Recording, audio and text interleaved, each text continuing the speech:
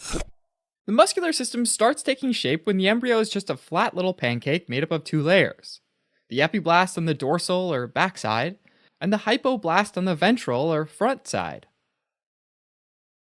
A line called the primitive streak appears on the epiblast back of this two-layered creature. Cells migrate along the primitive streak during gastrulation, giving rise to a now three-layered embryo pancake, with each layer containing germ cells that form organs and tissues of the body. The ventral or bottom germ layer is called the endoderm, the dorsal or top germ layer is called the ectoderm, and the layer in between these two is called the mesoderm. Collectively, these germ cells give rise to all of the organs and tissues of the body.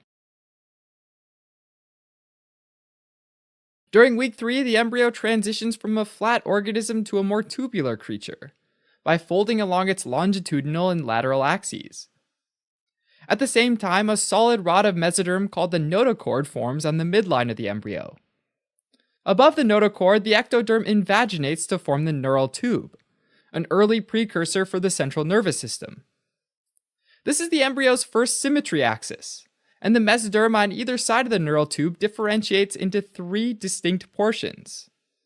Immediately flanking the neural tube, there's the paraxial mesoderm. Next, there's the intermediate mesoderm. And finally, there's the lateral plate mesoderm.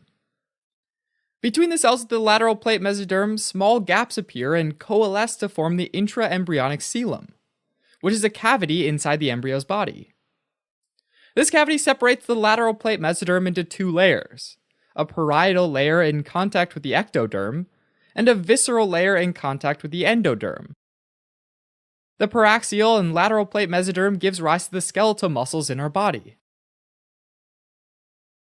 But before the mesoderm cells develop into skeletal muscle, they first organize into cell blocks called somites.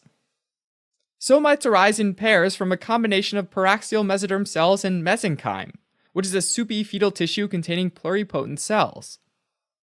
Around day 20 of development, somites start to form in the occipital region of the embryo, at the base of the head. Somites continue to form in the craniocaudal direction, going from the head to tail end of the embryo, with about 3 pairs forming each day. So the number of somite pairs can be used to determine the age of the embryo, kind of like counting the rings on a tree trunk. Up to about 40 pairs of somites form by the end of week 5. Some of these degenerate, while the rest go on to form bone and muscle structures. Alright, zooming back into the somites, they split and cells from the ventral portion form the sclerotome, which gives rise to the vertebrae and the ribs. Cells from the dorsomedial lip of the somite mix with some cells from the ventral lateral lip in the somite and form a new mixed tissue called the dermomyotome. Cells of the dermomyotome further differentiate into dermatome and myotome cells, which turn into the dermis layer of the skin and into muscles, respectively. Now, fast forwarding a tiny bit, the muscles of the myotome start to develop. And one way to categorize the muscles is according to their innervation. Each myotome develops along with a spinal nerve that emerges from the spinal cord and branches off into a ventral and a dorsal division. This divides the myotome into 2 muscle-forming regions.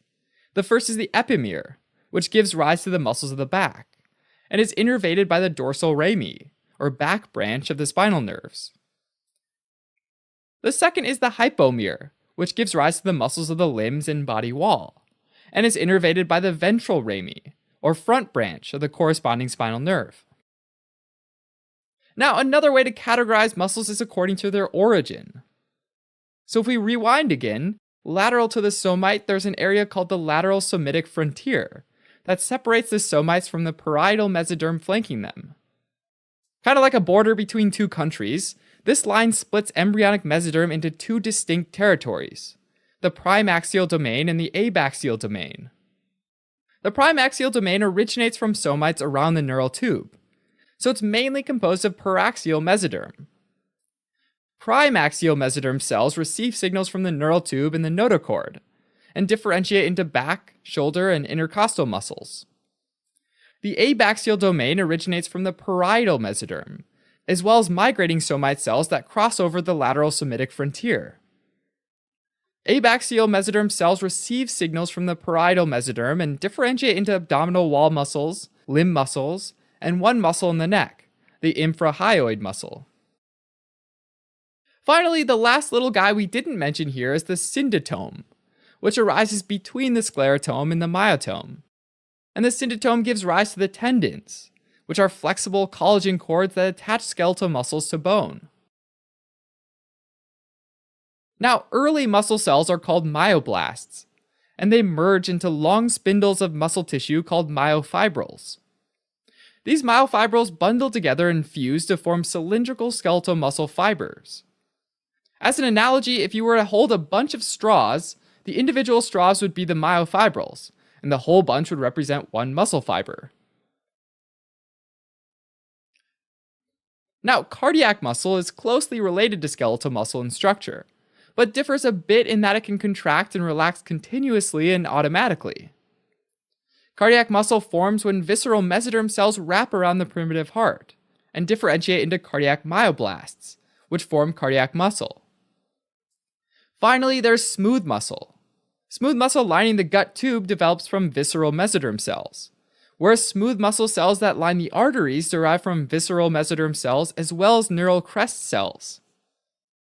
Some smooth muscle cells, like the ciliary muscles that allow the pupils to expand and contract, and the smooth muscles of the mammary and sweat glands, derive from the ectoderm.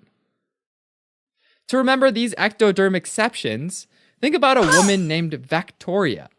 Victoria is sweating, for sweat glands, with her pupils dilated, for pupillary muscles, as she charges into the battlefield with a giant breastplate, for mammary glands.